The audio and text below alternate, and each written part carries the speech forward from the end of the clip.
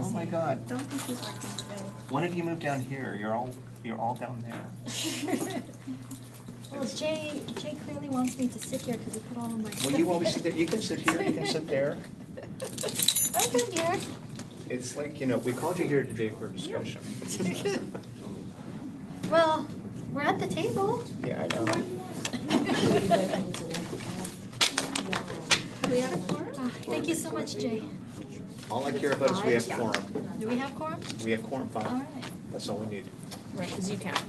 All right, what we got here? Oh, yeah, there's. Okay, are we ready? We're ready. Okay. I'd like to call to order the meeting of the Palm Springs Public Arts Commission on Thursday, April 2nd, 2026 at 5:32 p.m. Jay, can you do roll call? Commissioner Hanner, Present. Commissioner Landy, Present. Commissioner Gascon, Present. Commissioner Cameronesi, Present. Chair Armstrong. Present. Not present are Commissioners Kibbe, Vice Chair Gonzalez, and at this time Commissioner Loya. Okay.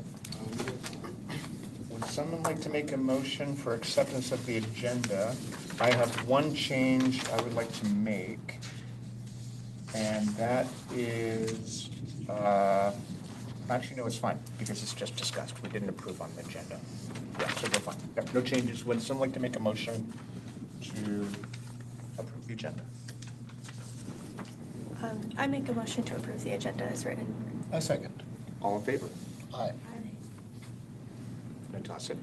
Aye. Unanimous, yay. Okay. Public comments. This time has been set aside for members of the public to address the Public Arts Commission on items of general interest within the subject matter jurisdiction of the commission. An agenda item of a member of the public cannot be present later in the meeting at the time the item is heard by the commission.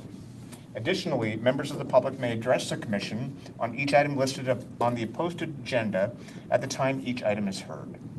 Although the Public Arts Commission values your comments, pursuant to the Brown Act, it generally cannot take any action on items not listed on the posted agenda. 3 minutes are assigned for each speaker. Jay, are there any public comments? Yes, we have David, who wishes to give public comments. Would you like me, Jay? Right here in the middle is fine. Right there's great. Okay, great, thank you. And if you could state your first and last name for the report. Thank you. Excellent. Good evening, Commissioners. My name is David Hyams, Palm Springs resident who supports your mission. Inspired by Councilmember DeHart's call for transparency, I am here this evening to speak about the $250,000 loan you received from Measure J funds. According to Finance Director Mooney, the Public Arts Commission requested a loan instead of a grant. The City Council approved the loan with a 1-year payback term.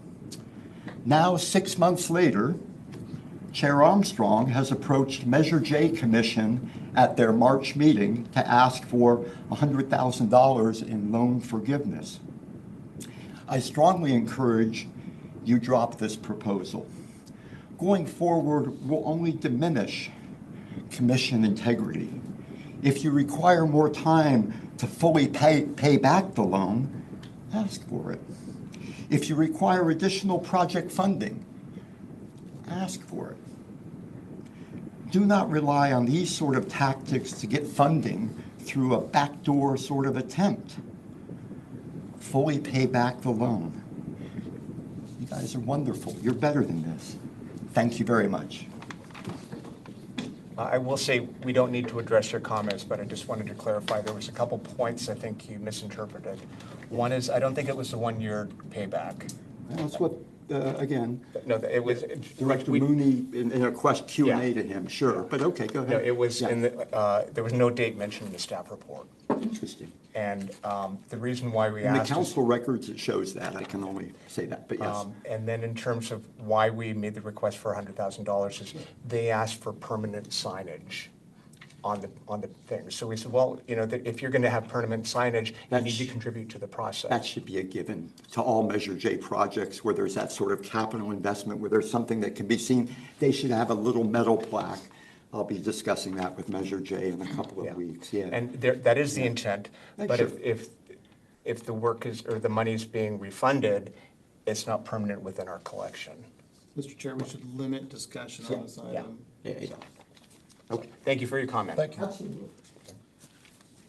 Can we ask if anyone online has comments to please raise your hand? Okay, none. All right, that is it for public comments, Mr. Chair. Okay. Would someone like to make a motion for approval of the minutes of March 6, 2026? We don't have the minutes completed yet for March. Okay. So, We'll strike this one. Okay. Does everyone in favor of striking this from the agenda? Someone like to make a motion, we strike it. I make a motion that we strike the approval of the minutes from this particular agenda until such time as the minutes for March 5th, 2026 are available to review. I second. All in favor? Aye. Aye. Gets you a month, Jay. okay, thank you. Next item for discussion approval.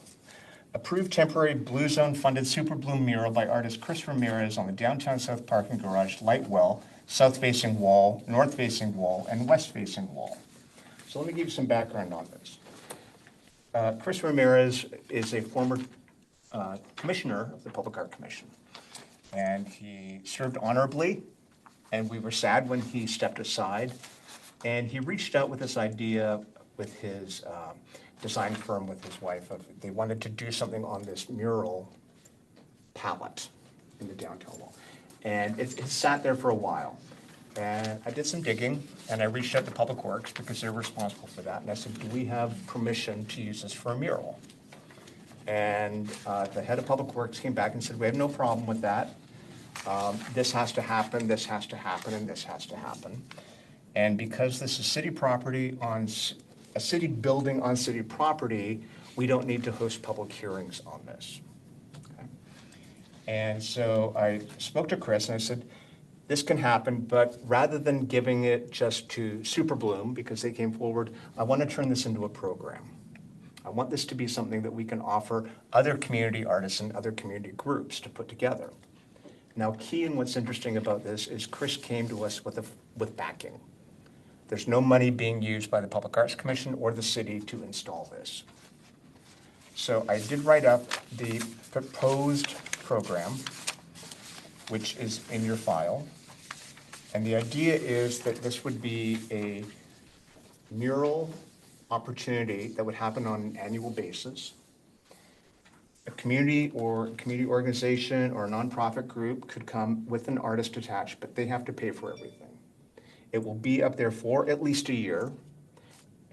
And if there's no other group that comes along and says, we have funding and we have the artist and we have the design, the mural will stay up until another design and another mural comes up. However, if one comes up and they get it approved by the commission, the group that's there has to paint over their existing mural. They have to prepare it for the next artist. Okay? So knowing all that, if you can see the write-up here, we will be approving and voting on this next commission meeting. Okay? But I wanted you to give the background on the structure of what this would be, so then when Super Bloom can come present their design, you'll have context for that. Okay? Would you like to come up and present your concept? Absolutely. Sorry, just for clarity, we are Yep. we are discussing the approval of the Super Bloom mural, but we're not discussing the community mural program. Well, they're sort of tied together, but I want to do the program separately. Okay, so the program is next meeting. Correct. And Super Bloom is But I this want you to see the program so you can see the framework Okay, of what I told Super Bloom they needed to do. But the idea would be that this would kind of kick off that. This okay, is okay, I pilot just program. wanted to make sure I understood the scope of our discussion. So, okay. What's best, maybe these three right here? These three are Sure. perfect. Thank you. Sorry.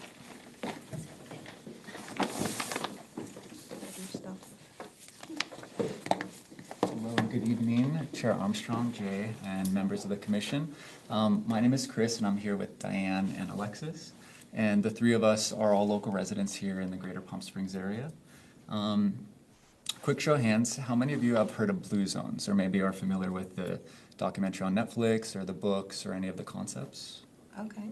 Cool, awesome. So Diane is actually the public policy lead for Blue Zones based here in Palm Springs, and Alexis and myself are local artists and the co-founders of Superbloom. And today we're here to propose a mural in partnership with the City of Palm Springs. That is going to be a desert wildflower mural on the south parking structure near Museum Way. And so we actually have a little Blue Zones built environment background which we can talk about. That's sort of showing kind of the purpose of Blue Zones and the initiatives and how it kind of encourages movement and community well-being in the downtown structures. And then Alexis and myself have a lot of urban revitalization experience, kind of transforming places into spaces, and also bringing color and energy and more community. So yeah, we'd like to maybe jump into a little background of this, and then we welcome any questions. Keep the Blue Zone as tight as possible. Okay. We do have a very full agenda. Sure. So, and I want to focus on the design. Yeah. Yeah, okay. So a little bit about Blue Zones. On the screen, you can see that Blue Zones in our built environment pillar, it's really about making our environment in a way that makes the healthy choice the easy choice. So essentially with this project, we want to encourage walkability and do it in a beautiful way. And I'm so grateful to Superbloom for bringing that sense of art and culture to this built environment framework, which can be a little dry sometimes, right? We're talking about complete streets, lighting, and this is a really creative and beautiful way to encourage that natural movement for our residents and increase the walkability in our downtown area. Any questions? Right. Cool. So I guess just like a quick little background. So this is going to be on the south parking structure near Museum Way. There's a little three-wall structure which we can get into down the line. But essentially, we're going to be activating this previously overlooked infrastructure and adding in some local botanical flora. And so we've done a little research here. I'm sure many of you have seen, when the rain comes, there's this like kind of natural super bloom. So we're going to be focusing on the first three flowers, the desert San Verbena, which are those purple ones, the California poppy, and then the desert sunflower. The next slide. Perfect. So this is a few concepts of the three-wall structure. Let's take a look here. So we have measurements on the next slide, but basically this will be a tool for urban kind of improvement down in this area. And it was in Q1, City Council had also mentioned drawing more attention to the downtown parking structures and sort of easing parking off of Palm Canyon. And so this will help, sort of encourage people to park and kind of bring more attention to this arts corridor out there near Museum Way. Next slide. So here are a few of the measurements, and we can kind of hop into some of this. So what this will do, it's going to enhance community pride and impact. So partnership with Parks and Recreation, which we can also talk about later in this, and Blue Zones.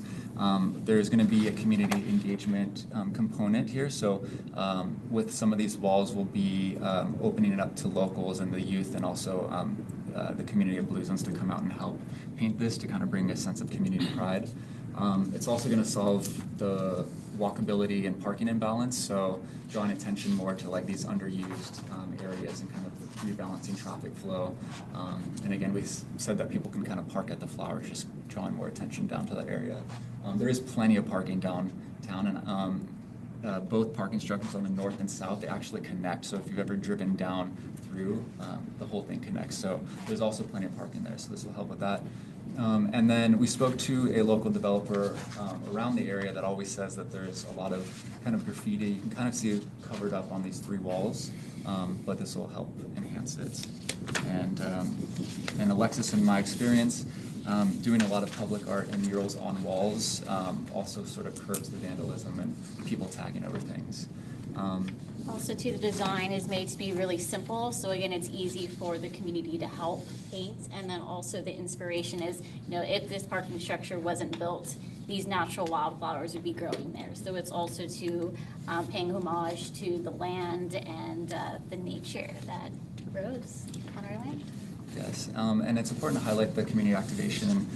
Thank you, Chair Armstrong, for also encouraging this to, really kind of bring the community together and, have that kind of partnership between, the civic and the youth, and also kind of getting them introduced to public art and municipalities through the process.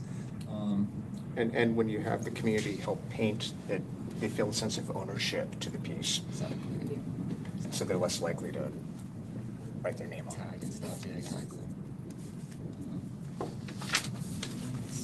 And then this is just a little bit about what Diane mentioned, but sort of the enhancements of what the Built Environment Initiative will sort of encourage downtown and kind of create more movement and connection for, the downtown area.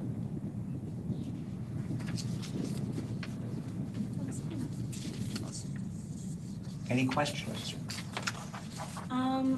Maybe this is kind of like a dumb question because I don't know how to deal with murals personally. Why the west-facing wall since it's going to see a lot of sunlight throughout the day?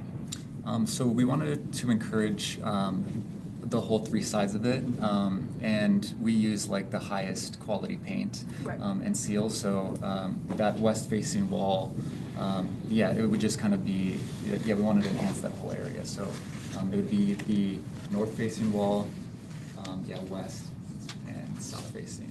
What happened to the east? It's not really visible Yeah. because there's signage, because we also too wanted to make sure signage stayed there as far as like parking here. But also to the walls that we did choose, those are walls that get heavily graffitied. So that was also to the thing, there's a lot of markings already because it's just such a huge wall already. So people are just prone to tagging. So we chose walls that made sense to give some flowers and some beauty to. And we're also happy to extend it, but if you look in the second photo of like the north-facing wall, you can sort of see like a gate. It's like a different style structure on that east-facing side, so it's not really conducive for it, but we're happy to get creative if we did want to extend that out. So with this conversation with Chris and dealing with Public Works, they said they're responsible for maintenance Yes. in a timely manner. Right. So if it does get tagged, they have to clean it up. It cannot look bad. My concern was there's going to be a task force within council on dealing with wayfinding downtown, which is finding parking downtown. And so I checked with council on that, and they said that's at least a year away before anything tangible happens. Because at one point I said to Chris, can you introduce wayfinding into this if we need to? Yes. Can it say parking or something? And he said, we can. And I said, well, you don't have to yet. So it doesn't mean that future murals, if this program continues, won't need to consider wayfinding. They might, but right now it does not. Right. And it's maintenance. It is keeping the signs that are currently there, cannot be painted over. And then the safety during the application. And when I asked them about, can you have local kids help you to make it a community project? Absolutely. Yeah, and the great thing about this project too is even on the north facing, there's like so much blank canvas there. So this also is like the Chair Armstrong mentioned, a great sort of pilot program to also focus in on different walls. And again, there's like so much even down below. Would be really great to activate it to local artists. Hopefully it also too like encourages other artists as well to propose their ideas as well and really make it already is like, a mecca for arts down there, but also to really kind of give it even more life.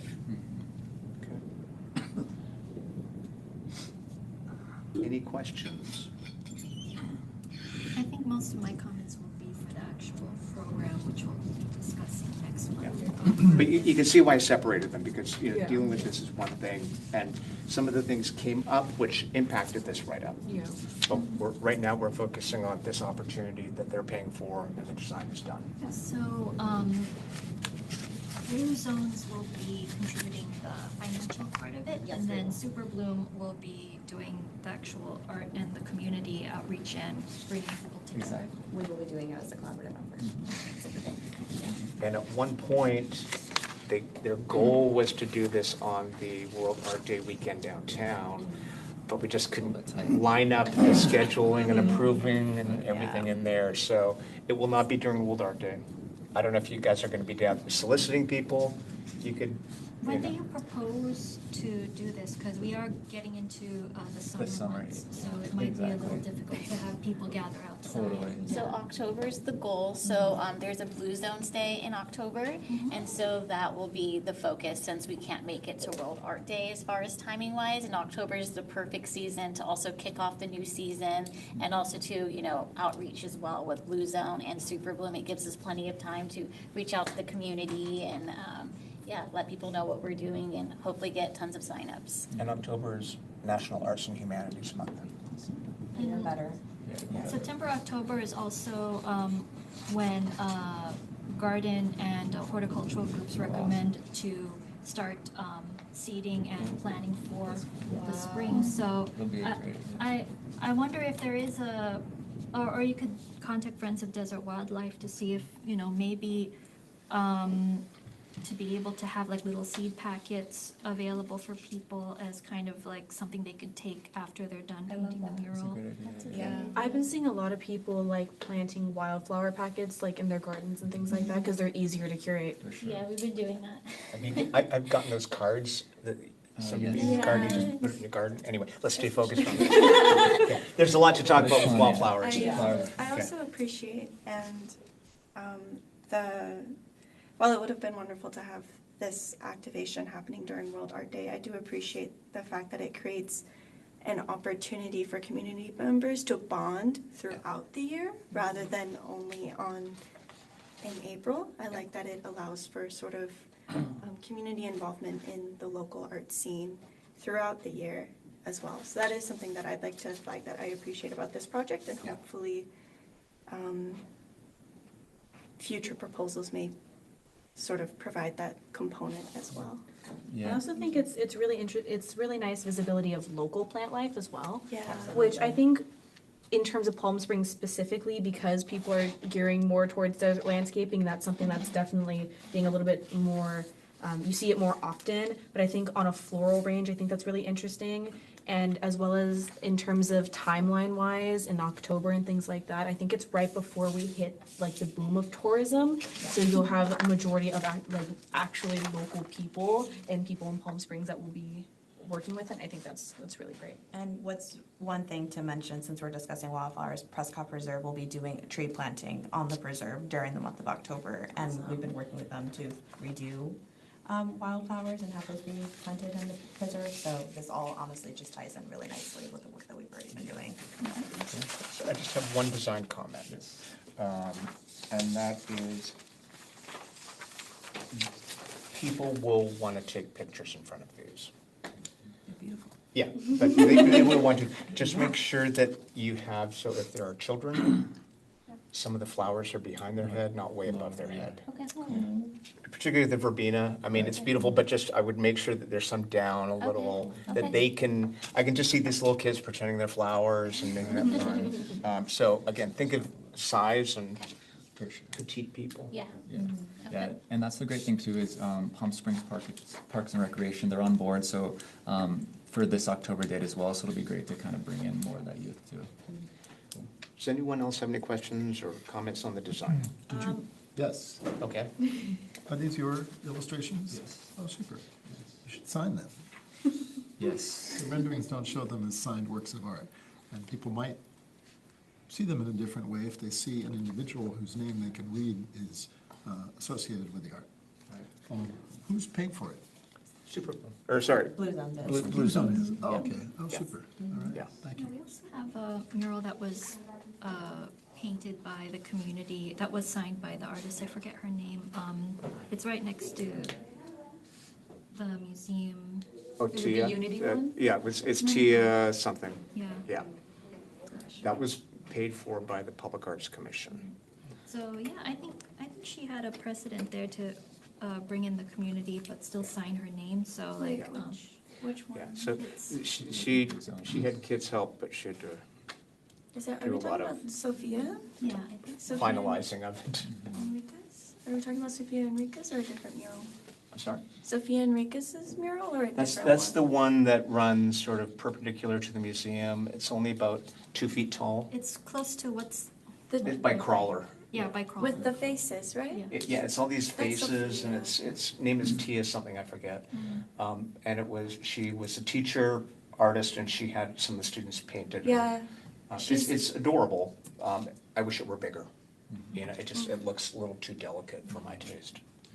I like big. Yeah, and there's plenty of like surface area around the parking structure too, so for future projects. Definitely. Not to be nitpicky, and I understand that this is a rendering and it's not there yet. Is there a reason why the verbena is in a different art style than the poppy and the sunflower? So this is like a collaboration between Chris and I, and that's kind of Okay. like our, I guess, how we roll. It's like we're a yin and yang. So Yeah. like Super Bloom is like two of us, but then also to the community as well. So this is a combination between both of our work together. But if you'd like us to kind of, make them a little bit more similar, we can do so. But this is definitely like a team effort. Yeah, and we want to keep it simple too, so that like we'll most likely, obviously draw everything out, and then so that the kids can kind of color in. So yeah, Oh, yeah. when we are there that day, it'll be. kind I of coloring. appreciate the individuality. Thank you. And the city owns all of this. The building, The building. yeah. Wouldn't it be fun if the city would let you make the light post there also a flower by putting a cardboard, a plywood cutout of the same pumpkins? Now you're thinking. Yeah, I don't want to go down that road. I want to stay focused, because then you get the building department and planning and engineering, and let's stay Jerry simple. knows that I like three-dimensional murals. Yeah, so. Any other questions before we vote? Let me just confirm, Chris, your schedule, I think I heard it's going out through October now. Yeah, I think we're gonna do October, because it'll be tight for World Art Day, and then depending on Right. climate. And so, getting to city council for approval, the rush is kind of off, right? Till, Yeah. summer. If you're ready to have it on the agenda for next meeting, that's fine. If not, What I would I'm do, not. what I would do, I would wait until we vote on the program at our May meeting, Okay. and then include the two of them, and then it will kick off, and that makes sense, so they'll see that this is a pilot of a program. Yeah. Gary, I have a question for you. Although we'll get into the nuts and bolts of this program next time, Yeah. can you give us a preview? Are there other city walls, city-owned walls in the city or Natasha during your survey of public art? Have you identified other walls that could expand this program to more Well, canvas? yes, I think I identified, or had a map of all the city-owned properties and flagged them as potentials for public art. I know, the train station is one that's been pretty neglected, so that's, I feel like a good opportunity for some public art. Some storage and maintenance yard, the fire stations too. No? Okay. That's a historic building. Well, we have a new fire station coming up, don't we? Says who? Don't we have a new fire station coming? Building the works. Yeah. Yeah, An so, open house. yeah, and then, So here's what I And the think, navigation yeah, no, I center think too. what we should do is, we're gonna vote on this. At that point, we can discuss Next month. opportunities, because some of them are gonna be more priority than others. Particularly if community groups are paying for them. They're gonna wanna be high visibility. I will say that my very first proposal, when I first joined the commission, was on the parking garage. And that was, I proposed doing this big mural in there, and then Chair Russell Pritchard. It was a beautiful proposal, really, really smart. And it got derailed in council meeting because they started talking about wayfinding. And then Jay wisely stood up and said, you can't use public arts money for wayfinding. So we can do stuff on that parking garage in the downtown park. The big building. The big one. Somebody has to pay for it. We need an outside group to pay for it. preferably a nonprofit so that it's not seen as like, something that. Advertising. Advertising. A Yeah. nonprofit or a community group. Okay? You Well, we can said- discuss that. Okay. Yeah, take this, read it, come in with your questions. We're focused on this design so that they can go and breathe, and Blue Zone can say, check. Turn it off. Yeah. Okay. Any other comments before we vote? I think it's beautiful, and I love Okay. the partnership, and Yeah, yeah, I okay. can't wait to see it. So Natasha or Jim, who would like to make a motion that we approve this design and we'll approve the overall program next meeting? I think you can, because you said it's beautiful. Okay, what was I supposed to say? It's again? on the agenda. I have a memory of a goldfish right now. G1. G. Do you want to look at mine? Right there. Okay. I motion to approve temporary Blue Zone funded Super Bloom mural by artist Chris Ramirez on the downtown south parking garage, light well, south facing wall, north facing wall, and west facing wall. Would someone like to second? Second. All in favor? Aye. Aye. Aye. Aye. Congratulations. Unanimous. Thank Okay. you. So Jay will follow up with you, and as I said, I want to vote on this in the May meeting, and then we will package them together so council can see it's a great initiative. At that time, Natasha, we will also consider other locations that we can attach so council will get a sense of what program we're doing. Again, it's all community-funded opportunity. Super Bloom can come back at any time with another artist, or Blue Zone can come back at any time with another artist, or Super Bloom can come back with another funder, or again, but it would have to be repeated again. Okay? And thank you for Blue Zones for kicking off this initiative as well. Thank you, Blue Zone. Thank you, Super Bloom. Nice seeing you again, Chris. Thank you, Commissioner. Okay. Next item, final review of interactive components in coordination with Parks and Recreation Department for World Art Day. Okay, Are you in charge of this? I guess I am, because Tina unfortunately has informed us she will not be present for World Art Yeah. Day. So, I'm looking at you two, because you said you were thinking of helping. I will be there. Okay, so I I shall. will be I'm having some.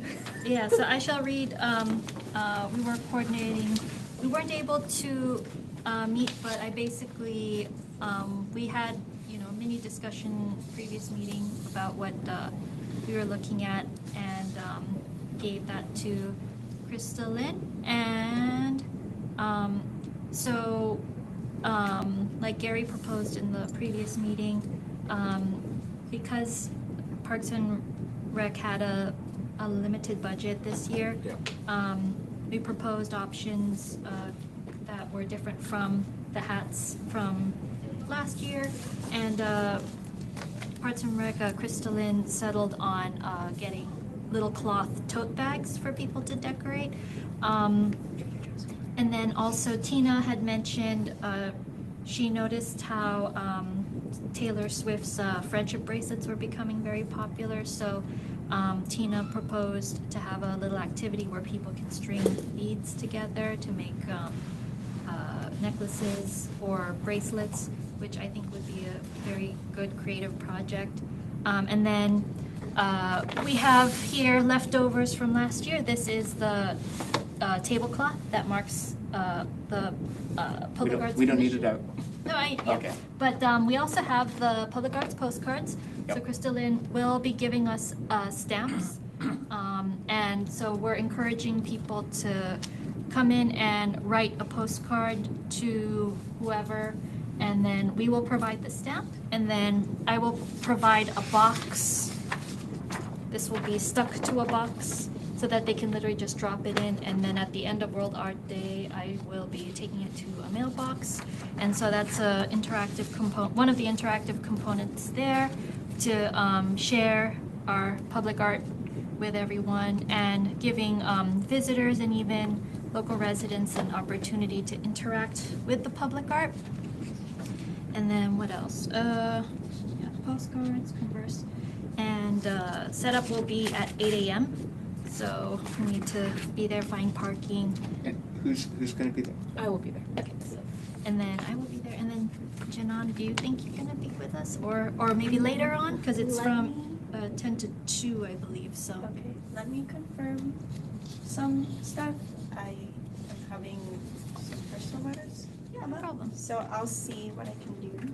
Yeah, And wasn't Um, Michelle potentially assisting?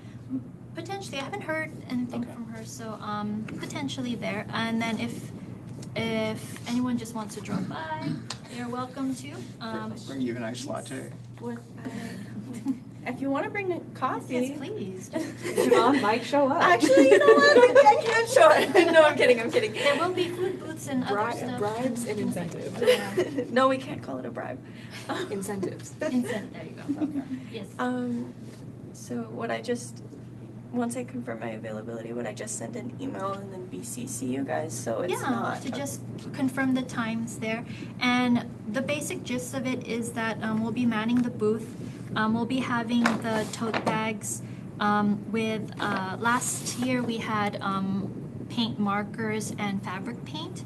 And I'm gonna confirm with Crystalline that we will have a hand washing station and a tarp. If not, I can provide my own tarp, but we're hopeful that they can provide it just because it did get a little messy and I don't know if Public Works was angry at us for leaving paint on the sidewalk last year. I hope not. I tried, I had my See how tarp they there. could be. So we'll hopefully have that. So it's more just manning the booth and saying, hey, we have this available. You can decorate your tote bag. You can write a postcard. And then two, we have the QR code with the public arts map. People are welcome to scan the QR code and it will pull up on Google Maps the public arts map with not all, but most of the public art of the city there and directions if people want to see them. I will be having 2 of these at the booth, and then with these extras, what I was thinking was possibly talking to some local businesses to have this up at the window during World Art Day and take it down. I'm not too sure if, Good try. yeah, we could try. Yeah. Just to get some more visibility. And then that is it. I was thinking about doing the little art garden again, but considering last year we were in the gravel, it was hard for people to stick their little flowers on the ground there. So I'm putting that on the back burner. But that is pretty much it. Okay. Let me just double check, make sure Crystalline didn't have anything else. It's the 11th, correct? Yes. The 11th? I thought I was remembering that properly. Okay. Well, it sounds like you have a lot. Congratulations. I hope you guys have fun. Mm-hmm. I will be running around that weekend, which I will get to on the next item. Can I ask one last question before we move on? Mhm. If I propose an activity and I funded it myself and brought everything for it, could we do it, or does that need to be like approved with Parks and Rec? Mm.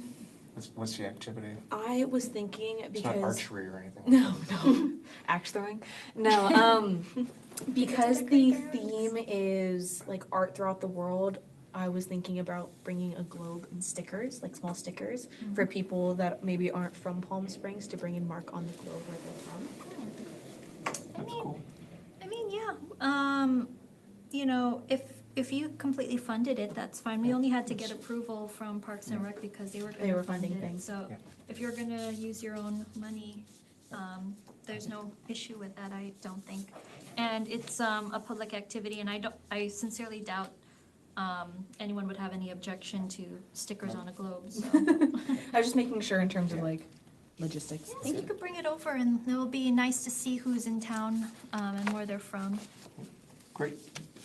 Next item, discuss Artscape in the Parks dedication ceremony installation status. After 2 long years, 2 years, we are ready to do the installation of the Artscape in the Parks. So the installation schedule is, one second, on Thursday, April 9th, from 7 a.m. to 12 p.m., Spaghetti will be going in Baristo Park. Spaghetti is 20 feet long and 9 feet tall. Wait, may you restate the day? I'm sorry? April 9th, that's a Thursday. April 9th, Thursday. Okay. And then on Sunday, April 12th, Desert Highland Park, shapes and sizes will be installed between 11 a.m. and 5 p.m. I'll send this around to everybody, or I'll have Jay send it around, so you don't need to make notes unless you want to. And then on Monday, April 13th, Rover will be in Victoria Park, and if you recall, that is the 18-foot tall dog that is going in. Shall we encourage people to bring their dogs for the dedication? Yeah, so hang on to that. And then that will be from 9:30 to 3, estimated.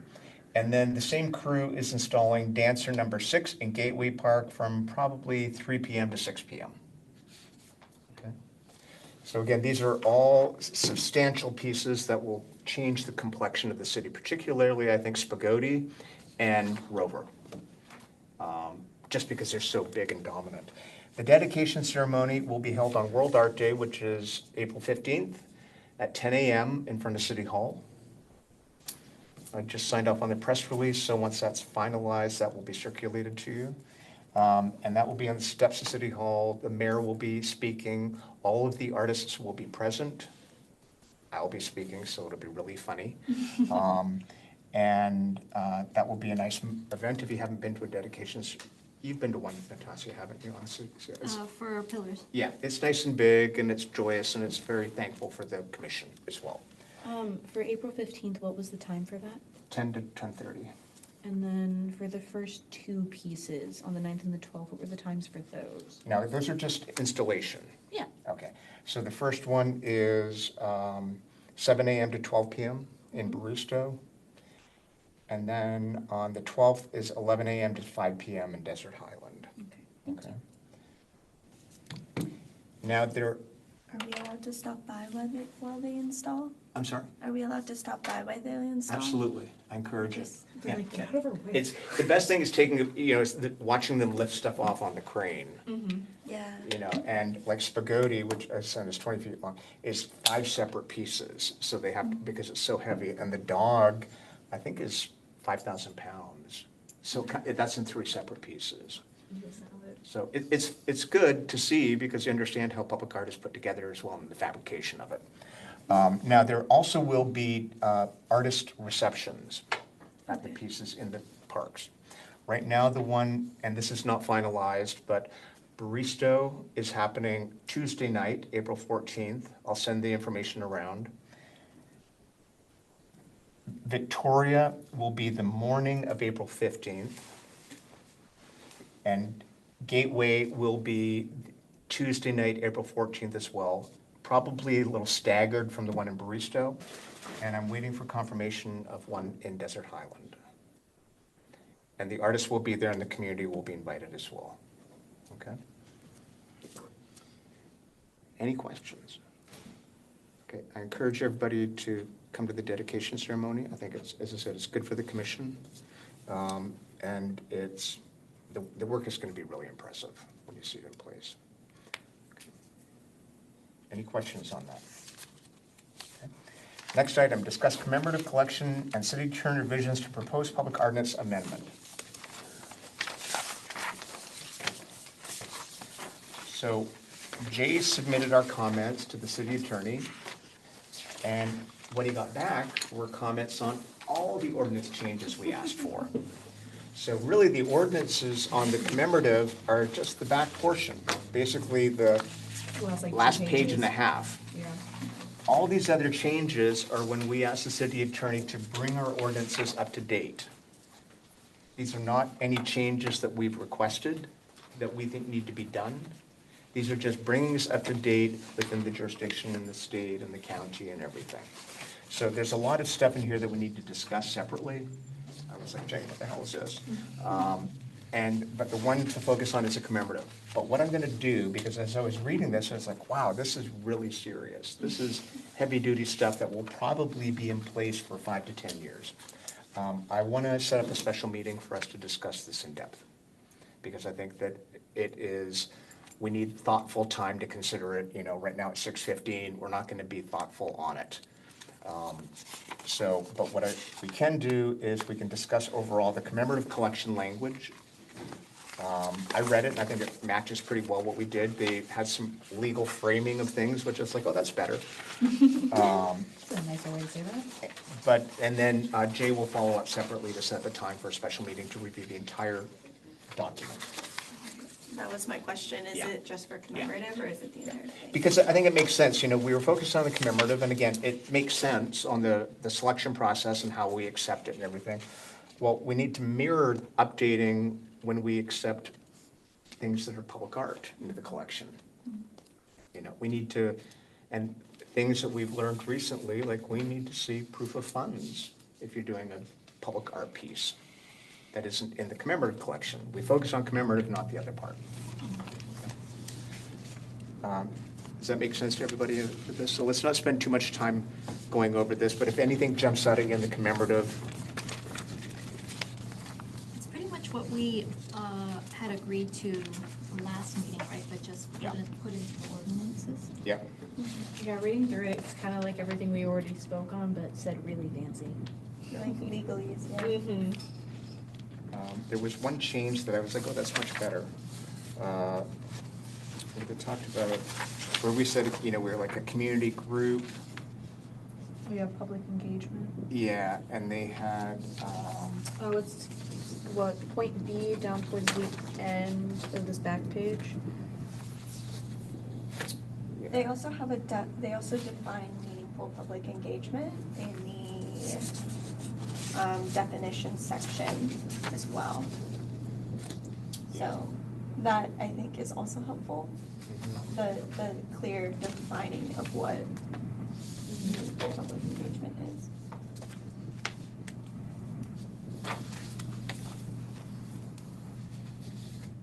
And then yeah.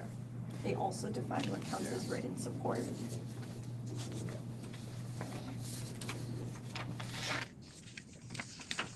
And I think that helps too, because I think the last time we spoke on this, especially with the special meeting, we kept kind of running in circles of, well, we want it to be specific, but also we don't want to put too many guidelines. Correct. We want it to be specific, but we don't want to be that specific. Yeah. But them writing it out like this and the legalese, like you were saying, I think that helps. But I think that the lawyer did a good job of that. Yeah. Yeah. As I said, when I was reading it, I was like, look at that, we made sense after all. Okay. And you, Mr. Jim, we made everything very positive for you. I don't see a section for deaccessioning. Well, that should be in the regulars. I don't see a section for But that's- deaccessioning in the regular.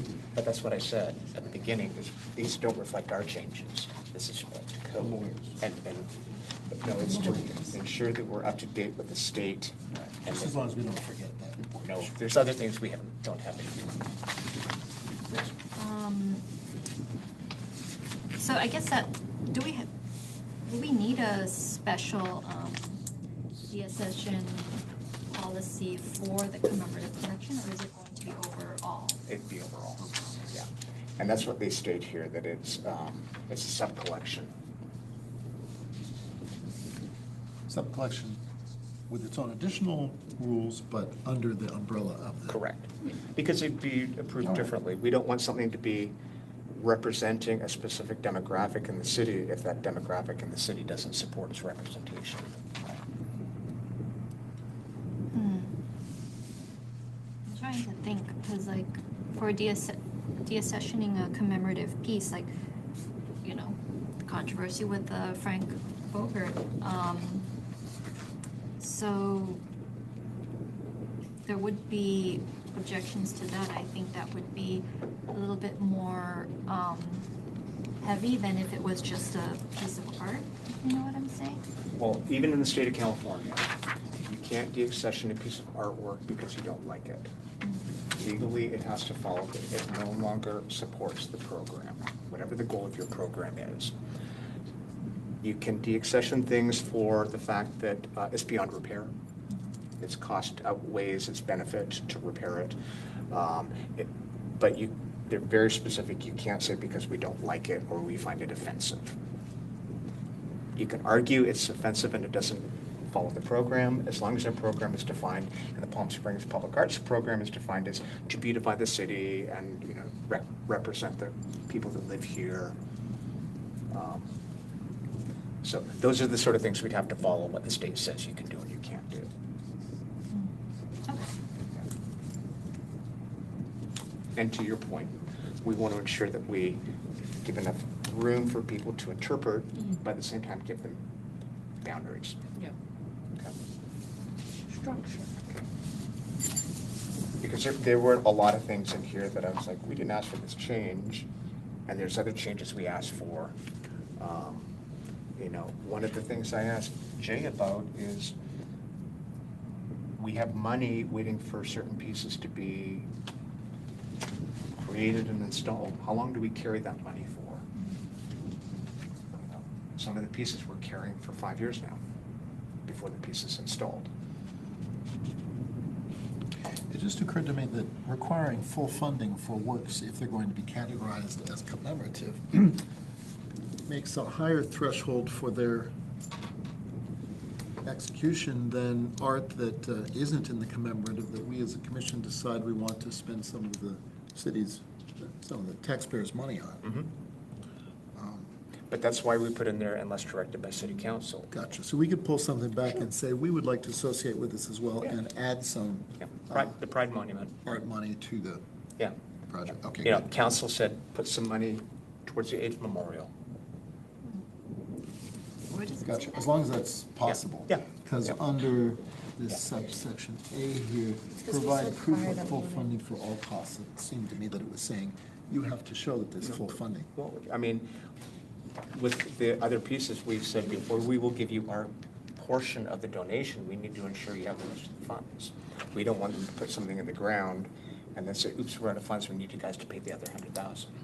But I think that, you know, for the purposes of public art and public commemorative assets, providing proof of full funding implies, you know, that there would be a substantial private funds for this. Yeah. And therefore, some people might see that as, you know, a private entity coming in to put something of theirs in the public sphere. But so the Pride Monument was private money. It was Memorial's private Well, money, it's yeah, donors. I think I have a issue with the proof of full funding. So like, for all costs. So like, for example, with the Pride Monument, there was some support, financial from the city, from public funds Yep. that went into it. So, but that was, further on in the process. Correct. So they didn't come to us saying, all the money is here, and we'd like to propose this. So that might, The substitution of the word substantial funding instead of full funding address that kind of concern? I wouldn't say proof, but let's see. Proof of substantial funding? Does it- Or proof of plan for funding? I think it's okay to say proof of funding. I mean, that's pretty standard language in the development world. Yeah, but proof of funding implies that the funds are there and you're Or already. you have a plan to get them. So proof of plan You funding have, or funding. you have a fundraising mechanism in place, and you can see the trajectory of getting the funds. Yeah. I'm You know, just seeing- so again, let me go to the Pride Monument. So they came to us and they said, we're gonna raise this money. We don't need your money. We approved it. Then they said, oh, we would like you to donate some money. Before they got that money from us, they had to come to us and show us that they've raised the rest of the money. So that's proof of funds. We didn't give them any money until they had everything they raised. I'm just seeing the language as being interpreted as like, you know, you're requiring that it be fully funded, rather than giving leeway to ask for public funds for this as a public piece of art, so. Well, I'm a big believer that it was a mistake for the commission to give money for the installation of projects that they did not design and approve. And I think that set a precedent that we need to be careful of. Because when you have organizations that kind of say, we need you to donate this, but we chose the artist, we chose the design. It did not represent the aesthetic approved by the commission. And it did not go through that curative process as well. But I feel like for public art to be truly public, there has to be public support, i.e. funding from taxpayers too, so. The reason why it's public is every commissioner here, you're representing the public. I think also in this case as well, when it comes to commemorative, there's, and I feel like I say this all the time, but there's a different intent behind it. The public specifically is funding for the beautification, in a way, of Yeah. the public. That's why we have different pieces that are commemorative versus pieces that are aesthetically pleasing. And I think in terms of verbiage, in this case, maybe full/planned funding might work better as a compromise for all of us to feel better about the wording. However, in the case where maybe it's perceived as a private entity coming in fully wanting something produced to honor a specific person, I think the reason, I feel like the fail-safe to that is A, the public engagement. They have to have meaningful public engagement, that the public wants a commemorative piece, even if it is fully funded by a private entity or organization. And also the fact that all of us have to sit here and approve it or not approve it. So even if a person comes in and they have the full funding for a 18-foot tall bronze sculpture of somebody, that doesn't necessarily mean that it's going to be approved. And that's for our jobs as commissioners to say, well, what is the intent behind this commemoration? And that's exactly the way it works. So let me, again, the process is, let's take Super Bloom. That's privately funded. Okay. There's going to be a staff report written up by Jay, taken through the whole process. Blue Zone is paying for this. Here's what's going to happen. Blue Zone and Super Bloom have insurance. Here's what's going to happen. Here's the process. We, as the Arts Commission, who are representing the public, we approve this. We think it's good. We think it is the vision that we think would work in that area. Staff will be vetting it. They're going to say, yes, they're a reputable organization. They have X, Y, and Z. And then it goes to council, and council will review it as well. So there are steps in place. The goal is we don't want something going in that, as you said, some nefarious group, right, paying for something that we don't want. It would be caught. We also don't want something to get started and then unfinished, and they say, we don't have the money, you guys have to finish it if you want it done. And plus, once it's on our agenda and becomes public, I mean, if anyone else was Yeah. against it, they definitely would make their voices heard about it. Correct.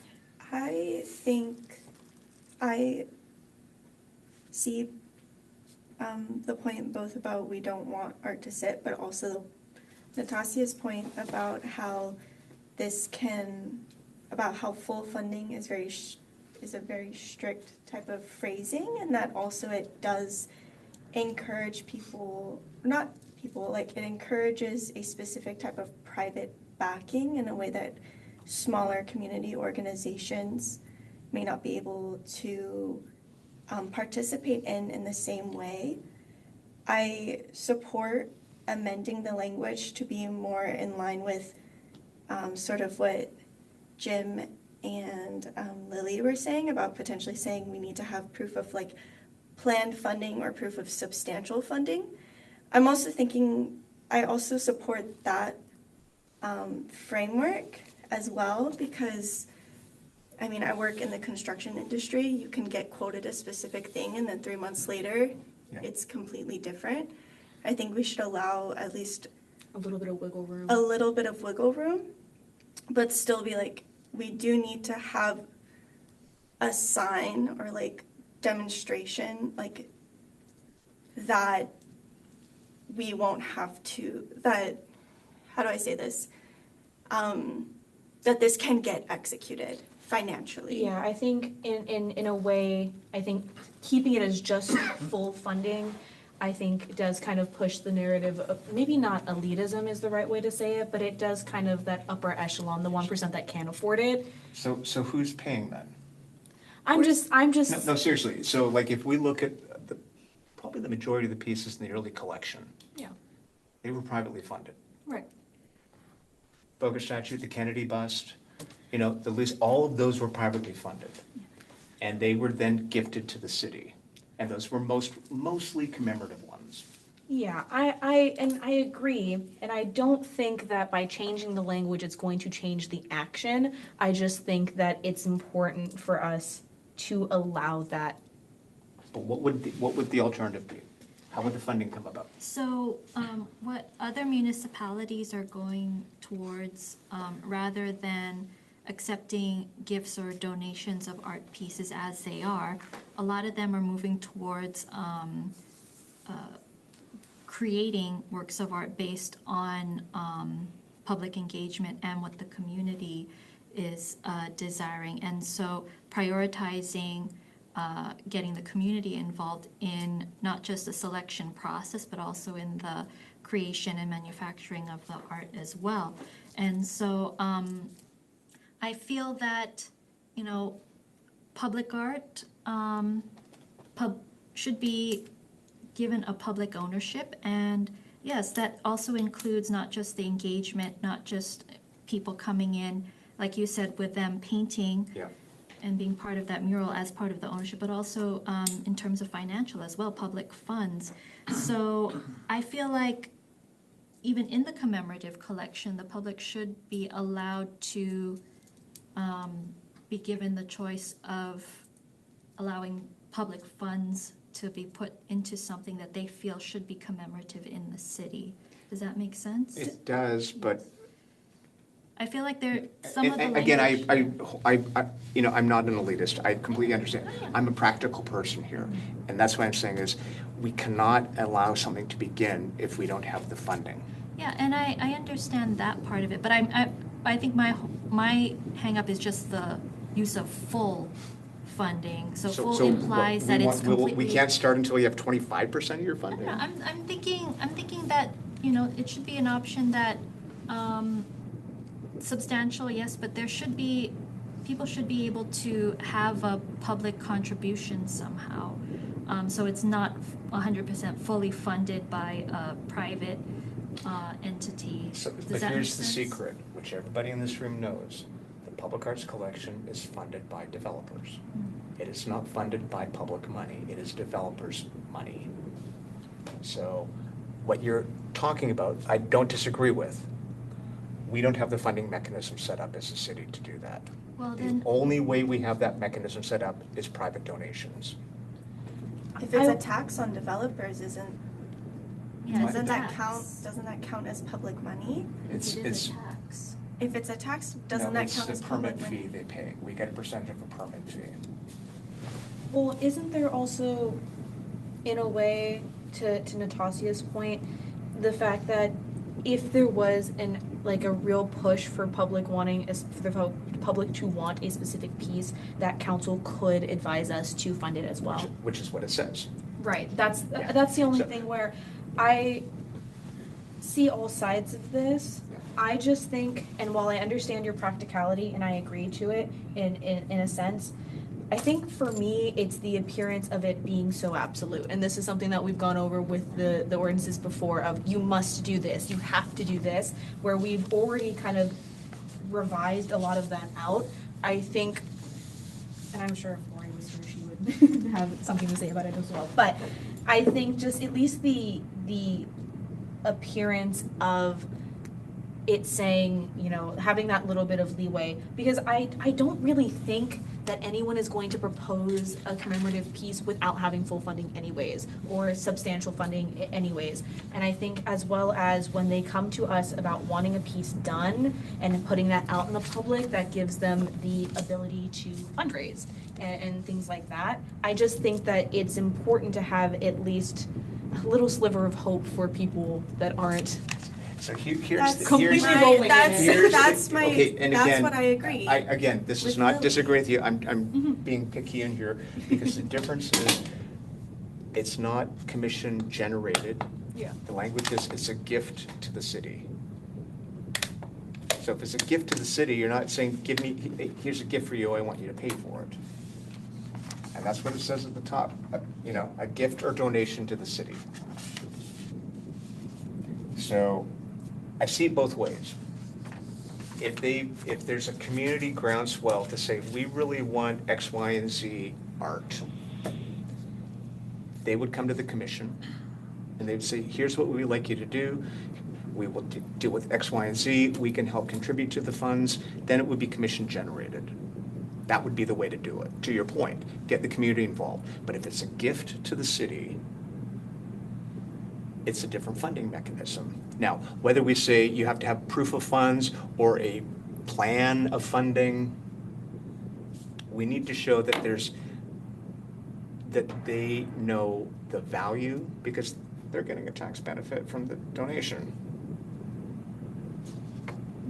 I think So we don't have to also- decide tonight. Again, this will be, we can discuss, but we can't let stuff start and not have it funded. That's just fiscally irresponsible as a commission. I guess I'm not fully understanding how cutting the word full and then replacing it with planned or substantial makes it so that we're starting a project without it. I guess I'm just not seeing that connection.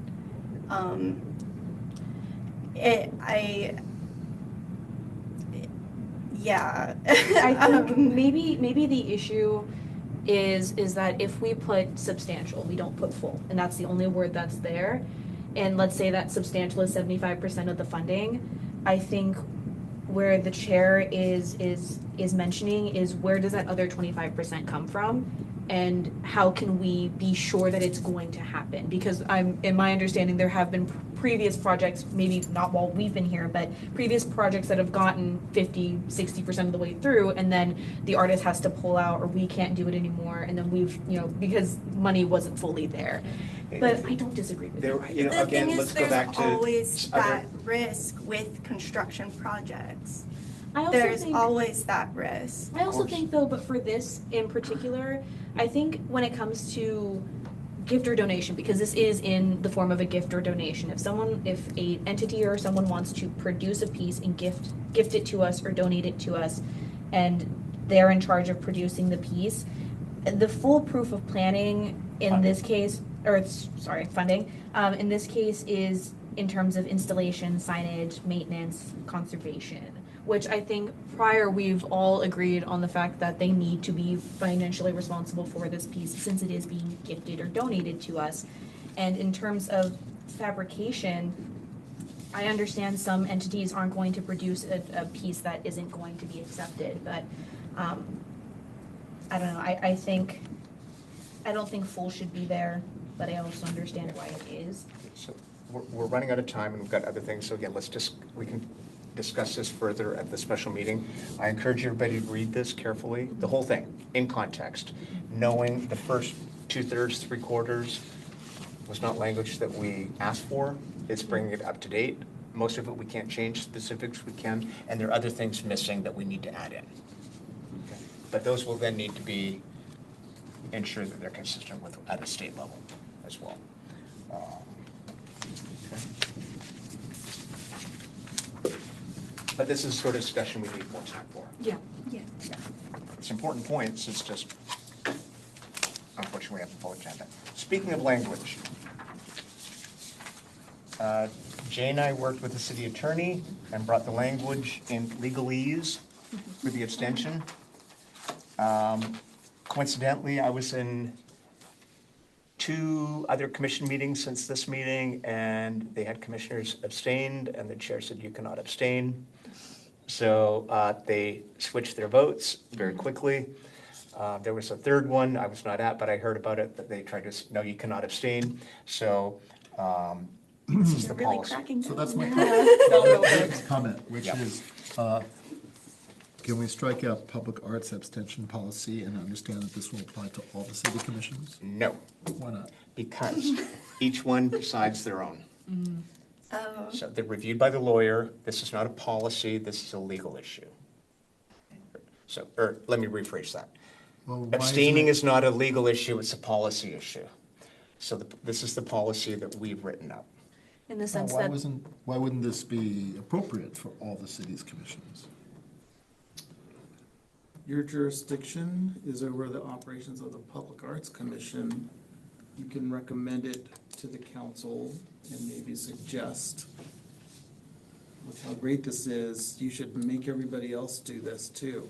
But, kidding aside, this would be the action of the Public Arts Commission over the work and operations of the Public Arts Commission, and not spilling over into the work of other commissions. Gotcha. In those other commissions, though, where abstaining has become a notable issue, is the city attorney working on something similar specific to each of them? Or any other commissions as far along, as evolved on this issue as we're about to become?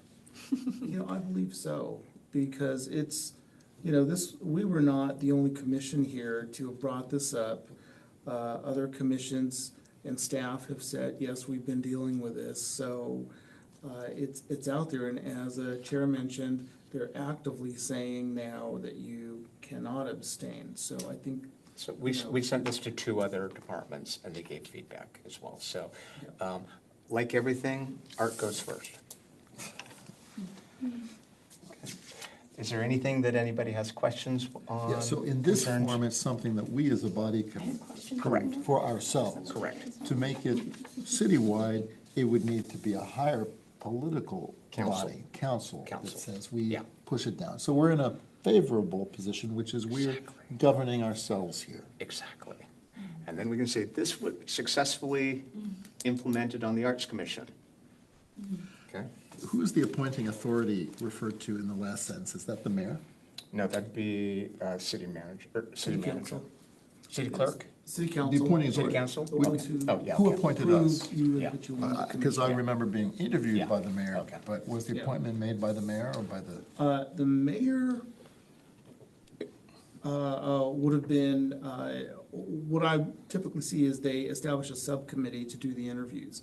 But it's the council that takes action, and I see these on the agenda when commissioners resign, they say approve the resignation of and approve the appointment of. So city council is the ultimate approving authority. Gotcha. Yeah.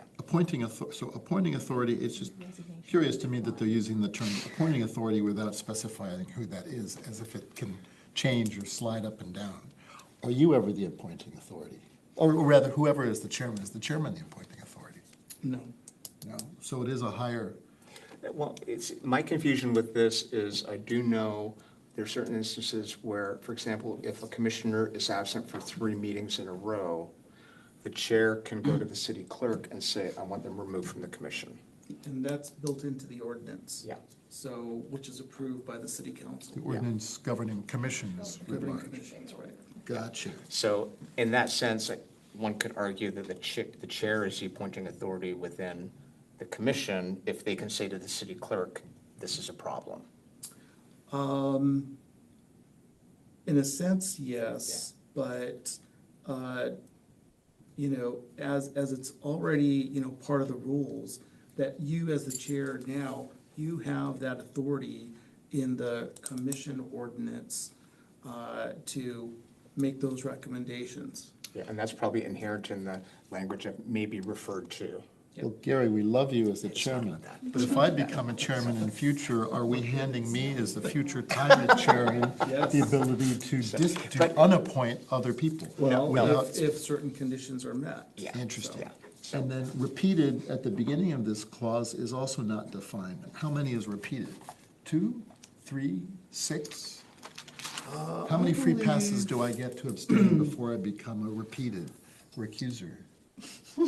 Oh, yeah, on recusals, I don't know. Undefined. It's undefined. There's a lot of leeway in here. There's a lot of power in this. Well, I thought you liked leeway. yeah. Would you like me to exercise that? No.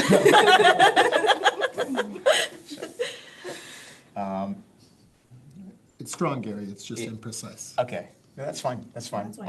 I think that the issue is they don't want to be too precise, because even the 3 in a row or a third, the language for removal from commission is 3 in a row or up to, I think, 25% throughout the term. Yeah, I think so. So, you know, that way you could have somebody every other meeting, which isn't technically 3 in a row, but it becomes a problem for quorum and issues like that. So I think that's why repeated is probably not specified if you have somebody who continues to recuse every other meeting, you know. And you could be recusing, Sorry. repeated could be recusing from every vote in one meeting. You know, you have more than one vote in a meeting. Could we potentially get some, so we have these examples of like what counts as repeated absence. Could we get some examples of what counts as a repeated? Wait, I'm sorry, I couldn't hear you. Sorry. So we have examples of what counts as a repeated absence from a meeting that could constitute removal from the commission. Could we get maybe some examples of what would count as a repeated recusal or abstention? Just so we have a better sense, even though we understand it's case-by-case basis. I think that's up to you all, as you discuss this and. Chair Gary, But since it- you have so much No, power. I think that you're setting thresholds. And, we don't want thresholds. The point is, everyone is appointed to the commission by council because every one of you offers something distinctive and your voice is important. That's the public in public arts. We are the public. But I feel like this is just forcing people to vote. It is, and that's what you're supposed to be at the But- commission for.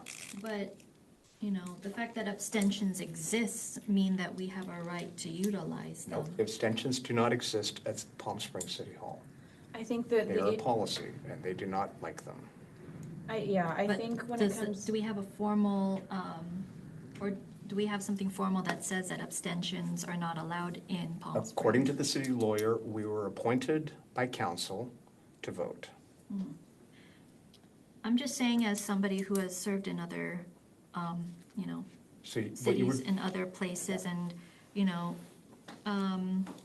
were doing that in a different Yeah, area, so- and they had different policies. yeah, but in terms of just the rights of somebody serving the public, abstentions are there for us to utilize. Give me an example of an abstention that you think is acceptable. Well, give me an example of an abstention that, it says here, abstention for voting is permitted only in limited circumstance where commissioner identifies a legitimate ethical concern that does not rise to the level of legal recusal. So we already have recusals. So why does abstention have to be categorized as such? We have to declare why we're doing something when recusal is already there as an option. So if it's not of the level of legal recusal, why are we treating it as such, is my question. Give me a reason why you think you should be able to abstain.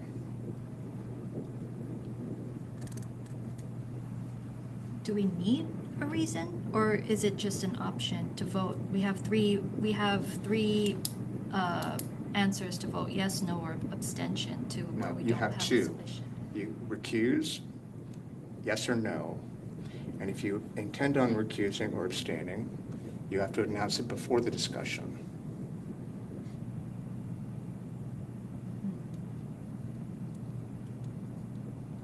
And according to the city attorney, you're supposed to leave the room before the discussion happens. But that's for a legal recusal, though, not for abstentions.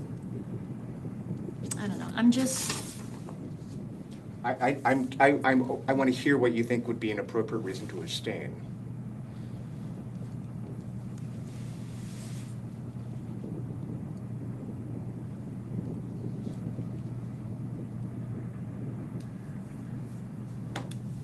To my understanding from the conversation when this was first brought up about the difference between legal recusal and abstention is that recusal is specifically for financial conflicts of interest, while abstention is for other areas where there's a conflict of interest. For me, I had some questions about what counts as a conflict of interest beyond financial. And I understand that that may be something that has already been covered and I should just send an email to Jay about it that I forgot to send.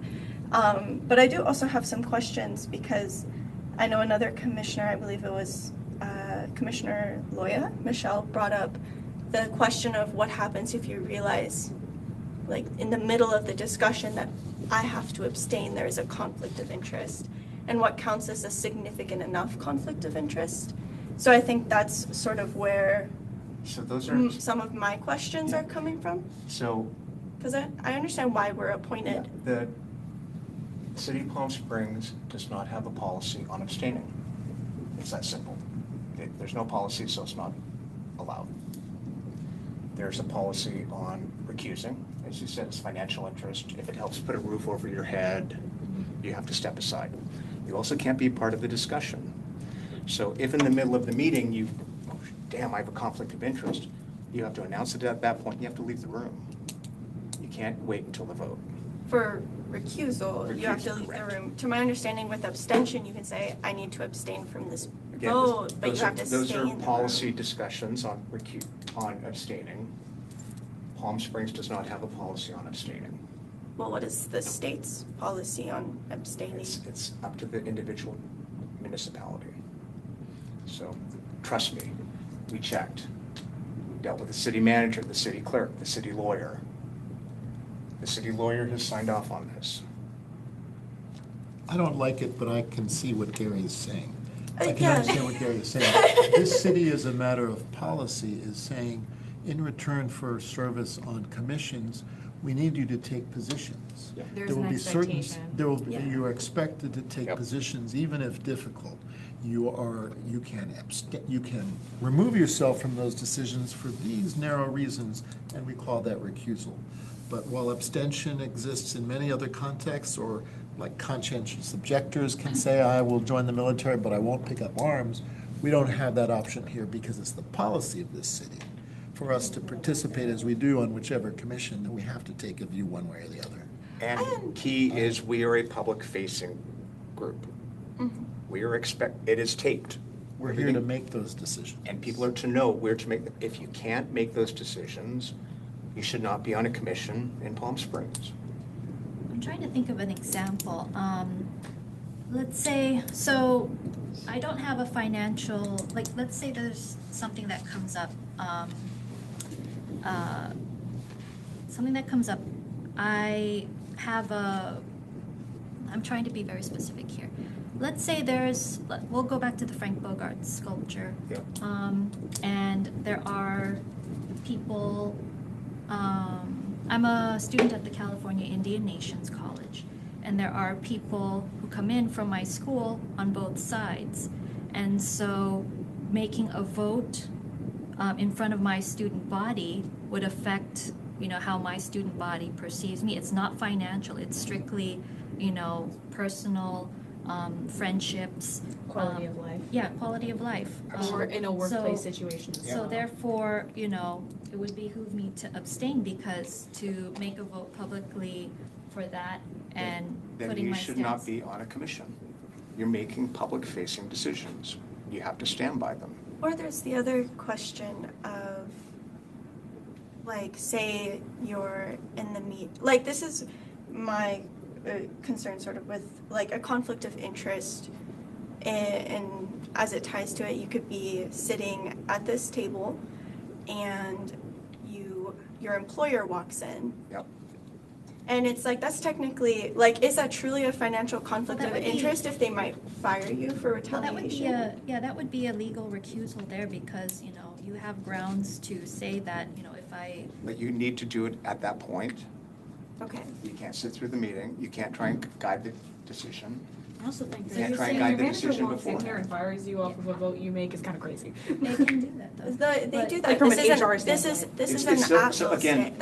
That's Yeah. a sidebar conversation. At that point, would I announce that I wish to abstain from this vote because, I have representatives from my school? It's not financial, it's not anything like that, but it could affect, when I go to class, people will look So at me then, a certain so way. then you vote no. But then, like I said, I have people on both sides, and so that That's would part of affect. being public. But, It's part of being, I'm telling you, I didn't make this up. yeah, I understand You know, that, but. I the- thought that there was an abstaining policy. No. I asked every commission, there isn't one. I asked the city clerk's office, I asked the city lawyer. This is legal. I feel like, I'm just saying is that by having that hard line, that might discourage people from, coming to public office if, the legal part I can understand, because, yeah, like when it becomes financial, that is definitely something, and with the recusal part of it, the city does protect on that. But in terms of like quality of life and things like that, and then also how you're perceived to people like that. I understand what you're saying, I do. Yeah, and I personally don't have, like, for the Frank Bogart sculpture, I didn't have a, hard stance on it. If I did, I would obviously vote Right. that way, but for somebody not feeling as strongly on that issue, and yet having people that I know and love on polarizing opposite sides of it. So- So, If I again, can, there is nothing in the city policy allowing it. This is the legal, this was reviewed by the lawyer. In terms of Natasia's point, is there grounds for abstention if, as you've mentioned, because we are representatives of the public, to my understanding, council selects certain people because they may or may not be representatives of different districts and things like that. In the case where you are a representative of a specific space, you are, to represent a specific demographic, and that demographic is split on something, is there grounds for abstention because the background the demographic that you are representing as a commission is split as well? In a situation like that, you would know beforehand, and you would alert your staff liaison and the chair. Okay. And That's what we're then, saying. If there are issues, let them know. You do not sit in the meeting, you do Right. not ask questions, you do not try and guide the conversation, and you don't vote. and then second thing. You are not a part of that meeting because you would know in advance. Right. And then, in one other case, when Janan and I both joined the commission, we were in the process of voting for chair and vice chair. Yep. And both of us abstained because we did not feel that we had a proper understanding of either individuals, or at least for vice chair. So we Yeah. abstained because. You both knew me, and you. Well, right. Well, in the fact that I Yeah. don't think anyone else was running for chair. So in those cases, we can't make a proper vote when we don't have the information available. Excellent question. And this came up at the Measure J meeting when they were approving the minutes. And two commissioners said, I'm abstaining, I wasn't in that meeting. And Jay, you can explain that policy, where they can, if you trust the people, other people voting. Go. Well, we've come across that, approving minutes, and I wasn't there, or that, commissioner or elected official wasn't there, and, yeah, just kind of based on the inquiries made about situations like that, what came up was you are able to trust your fellow commissioners and still vote. Not being there, just using your information and knowledge that you bring into the room is legitimate for making that decision. It's unfortunate that you're voting first meeting.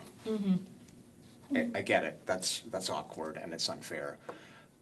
Are we able to, Yeah. I'm asking this question, I realize it may sound kind of silly. Are we able to ask, so say you guys immediately hit us. Lily and I sat down and you guys were like, you are Vote. not allowed Yeah. to abstain anymore. Yeah. Because in the training videos, they said we could abstain. So this is part of the reason why I'm asking so many questions about this policy, is because I was under the impression the city was fine with us abstaining. And I know that this isn't coming from you, Gary. I know that this is coming from the city lawyer. Are we able to ask for more information? I know you got be like, can the two proposed vice chairs give a speech so we can learn more? Or I know you guys were Oh, I so, see what you're saying. yeah, Yeah. can we be like, Can can you This guys be explained in full a little bit? yeah. Yeah, you could, I think in the future, you could ask questions. You could Okay. always ask questions and get their perspective. I would think that if they had 3 people voting for them, I remember Jim voted for Tina, and I supported Tina, whatever, you can sort of gauge on people. But sure, you can always ask questions before you vote. But, giving speeches, I don't know. Yeah. So, again, this is back to this why we're here. Again, there is no policy, unfortunately. Right. This is reviewed. Jay and I put this together. Not much wiggle room. Okay? I understand the not much wiggle room. Yeah. And now I understand that it is specific to this commission, while it's useful to know that other commissions are considering the same thing. But what about the ambiguity of defining repeating? I guess there's a virtue in not defining. I think there's virtue of not defining And it. then the appointing authority not knowing exactly who that is because it's slippery. Yeah. That's a little odd, but are you are you looking for someone to propose this now in this meeting? No. Gotcha, we don't have to make a motion on this. Nope. socializing the issue with Yeah. us. Okay, great.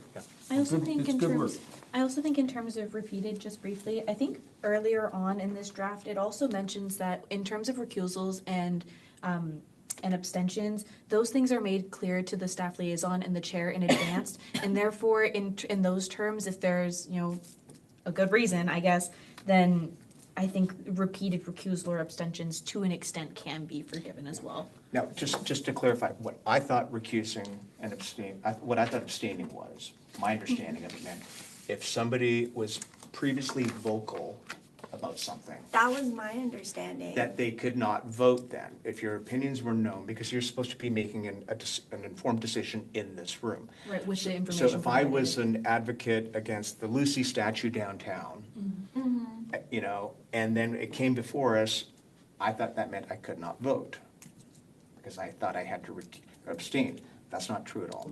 Might be true in some jurisdictions, might be, some cities might have that, but we do not But have not that ours. policy as a city. Yeah, so my understanding had been, so I know I used the example of like an employer walking in Yeah. and like being worried about retaliation, but I was also thinking about sort of like those instances where like, say, I don't live in a neighborhood anymore, but say like I lived in this neighborhood and the HOA board member was like, came in and was like, we want to do this, and I'd been very vocally supportive on Instagram about how much I love this mural. And I have a personal tie to this HOA board member. I thought that meant I wouldn't be able to vote, but I'm not getting like financial stuff, Right. I'm not explaining this very well. It is like 7 p.m. and I I haven't get it. eaten Understood dinner. that. Understood. And so I'm kind of, and I haven't But that eaten would be a dinner. situation where you could say, I live in this community, here's this issue, I'm still gonna vote, and I'm gonna vote yes or no. And just Because I make it guess- clear beforehand, I live Correct. in the community. I guess in that specific situation, again, we are representatives of our community. We're from different districts on purpose and things like that. Look, if all else fails, you've got that gentleman right there. No, meaning, you're gonna Jay, see if the I mess agenda up, it's item, on and you. you will go to him and say, I don't know, I'm uncomfortable voting for this, and Jay will say yes or no. Or should I be more uncomfortable voting for Right. this? Okay. Well, I will say, I have seen our council members, make very, very difficult decisions. Our communities are split, and they feel compelled, they feel the responsibility to vote one way or the other, knowing that the other half of the community is going to be flooding her mailbox and bringing his, Comment complaints to sections. him all the time. So that's nature of the beast. Is that the right saying? That's at the council level, but it's pretty much the same thing, maybe to a lesser scale in a public body like this,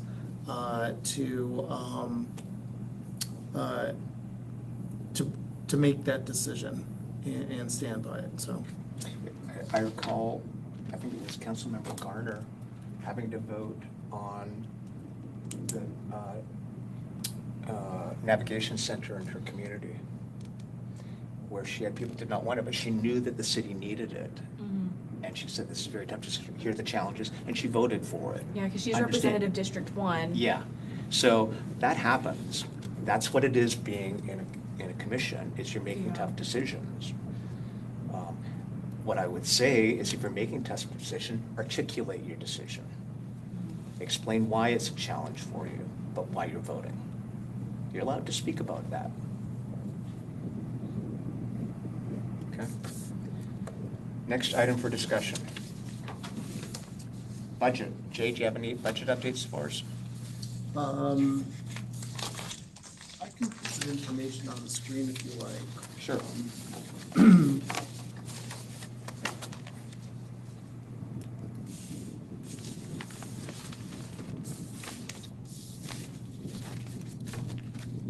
On the screen.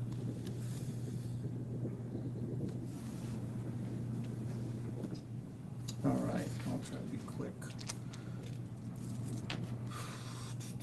Okay, so we've seen this table before. Total amount of the current amended budget, the 900,008 range. But what you'll see in the next column, the actuals has increased It previously was $225,000. We made a $25,000 payment to a vendor. I forget which project, who got 25,000 recently? The time gets spread out so much, I'm sorry. And then, but the current available balance then has gone down by the 25,000. And another example of what has happened is total encumbered purchase orders. At the last time I showed you this information was 192,000. It's now 339,000 because we did add $117,000 that was anticipated that became a formalized purchase order. I'm sorry, 171,000 that became a formalized purchase order. So that's kind of the flow of the expenditures. But what that leaves us with is 135,000 of a balance currently, where at the last time it was 267,000. So, And that is through the end of June. and that is through the end of June, Okay. right? And keeping in mind, you're seeing 135,000 here. We did talk about, we held off on increasing the art maintenance budget until the installation Yeah. of Artscape in the parks.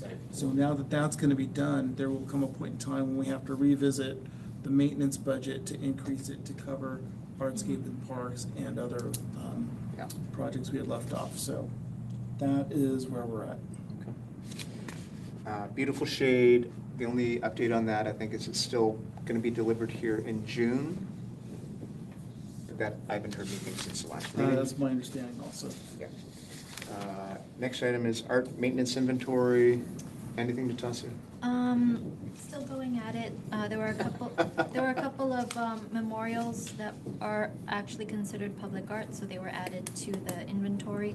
Great. Working on a way to split commemorative collection on the map. Yeah.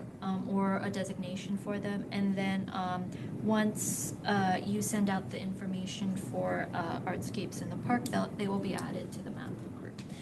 As an aside, for something I'm doing with the airport, they looked into the Kennedy bust and went back and forth on that. And Jay was trying to find out, I knew it used to be in the meeting at Tuckwitz, and then it was Where because is it Kennedy? wasn't supposed to be in the airport. And then Jay found an old speech notes for Mayor Moon. And they gave background on it. It wasn't the contract or anything, but they gave background on the Kennedy thing. And it was privately funded. And it was to commemorate, they specifically said this is to commemorate him. But they talked about how it was intended to be, there was intended to be 4 other busts of other presidents as well. But they never were done. But that was the plan. And it was funded specifically for the airport, but the terminal was not complete by the time the piece was done. So they put it in Tuckwitz and then they moved it to the terminal.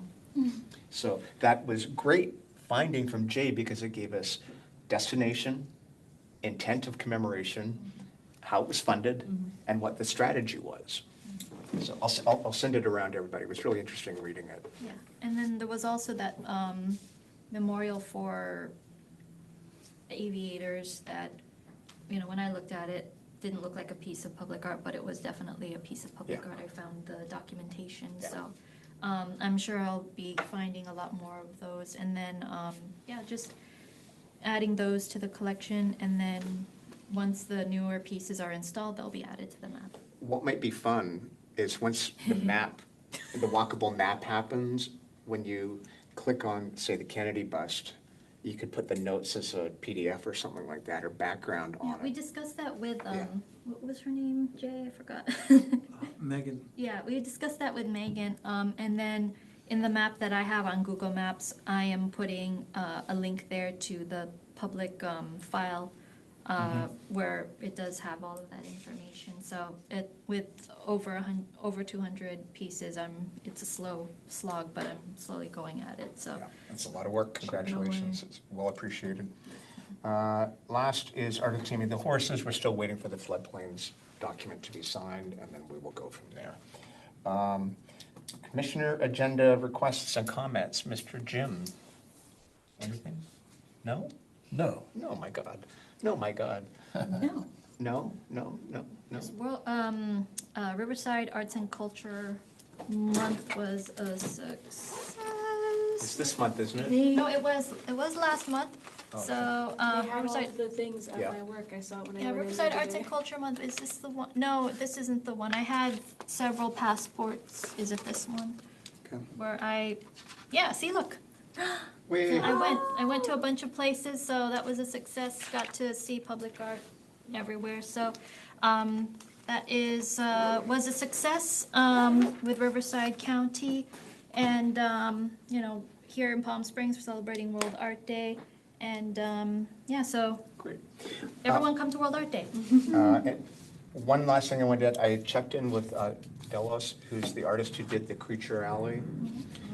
He's finished the last two. They need to be painted, and he thinks he was going to be able to install them by the end of April. I requested he push them to early May, just so that the dedication ceremony wouldn't overlap with the Artscape dedication ceremony on April 15th. I wanted to give each pieces time to breathe in the media so they didn't get lost in the shadow of that. So those probably should be installed first week of May. We'll see. Does that artist have other pieces in like Palm Desert as well? Yes. And Okay, he I has a thought lot so. in Palm Springs too. Yeah. So, Palm Desert has a lot Yeah. from him. Okay. So, question, once they're installed, will they be transferred to the public art collection, or do we have to wait for city council to formally declare them? Or have They've- they already been approved? They've already been They're approved. approved. Okay, Yeah. so once they're They're installed, there. they can be added to the map. Yeah, they're just a dedication ceremony. Okay. Yeah, they were approved when we approved the funding. Right, Yeah. part of the contract. Okay. Yeah, They're So really they'll be charming. added- Is this the end of the series? yeah, 5. All right. So, So they'll be added to the map once they're installed. Right. Because they originally thought about going even deeper towards the foot of the mountain, but they're not. yeah, I asked them to bring them closer to Plum Canyon so that people can see them more. And they thought that was a good idea. Yeah, they're really Because- charming. Yeah, and they're bright and dynamic and, okay, would someone like to make a motion to adjourn the meeting? Oh, question. I Oh. can make the motion, but will the special meeting be before or after May 7th? We'll see what he can schedule. Yeah. So should I adjust my adjournment to have a clause in case the special meeting is before May 7th? You might get arrested if you don't, so you Okay. could All say right. date to be determined, if not, you know. Okay. Yeah. You can abstain from being arrested. I abstain. I have a conflict I of feel interest if I anxious. get arrested. I would like to not be arrested. Okay, would you like to make a motion to adjourn the meeting? I can make a motion. The Public Arts Commission will adjourn to a meeting on May 7th, 2026 at 5:30 PM in the large conference room of Palm Springs City Hall located at 3200 East Hawkwoods Canyon Way, unless we elect to have a special meeting. The date and the location is to be determined. Let's reword it. Is that okay? Does that work or do we need to rework Okay, it? okay. No, that's Well, good. Jay says- Do you think it's I'll okay? second. Does Jay that says work? it's okay. If Jay says it's okay, it's okay. Would someone like to second that? I will second. All in favor? Aye. Aye. Aye, okay. Thank you, everybody. What was that airport meeting that I zoomed in on and I wasn't supposed You to guys do? will have to let me know for World Art Day. I will be there. I'll